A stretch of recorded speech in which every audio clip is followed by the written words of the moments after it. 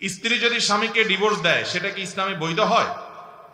যদি না হয় তাহলে ওই স্ত্রী যদি অন্যত্র বিবাহ করে তবে তাদের বৈবাহিক জীবন কি হালাল হবে? মেয়েরা স্বামীদেরকে ডিভোর্স পাঠানো, এটা আমাদের দেশের এখন একটা ফ্যাশনে পরিণত হয়েছে। একটু চুন থেকে নুন খসলে দেখা যায় মহিলা তার স্বামীকে ডিভোর্স লেটার পাঠিয়ে দেয়। ঠিক কিনা বলেন? আত-তালাকু বির-রিজাল ওয়াল ইদ্দাতু বিন-নিসা। তালাক মূলত পুরুষরা দিবে, মহিলারা তালাক দিবে না। মহিলারা তালাক পতিত হওয়ার স্থান, পুরুষরা মূলত তালাক দিবে। এটা হলো ইসলামের বিধান।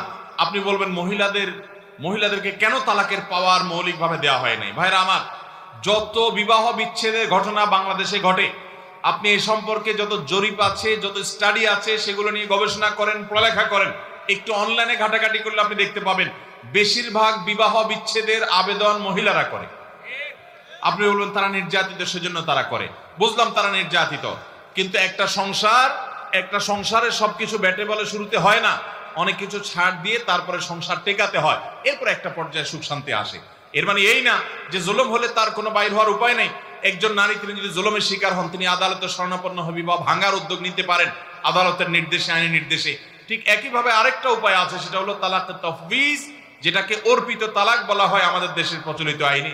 কাবিননামার সম্ভবত 17 নম্বর কলামে লেখা আছে, স্বামী যদি তার স্ত্রীকে ভরণ পোষণ না দেয়, জুলুম করে, শারীরিকভাবে মানসিকভাবে নির্যাতন করে, অমুক অমুক কাজ যদি করে, তাহলে সেক্ষেত্রে স্ত্রী নিজের প্রতি নিজে তালাক গ্রহণ করতে পারবে।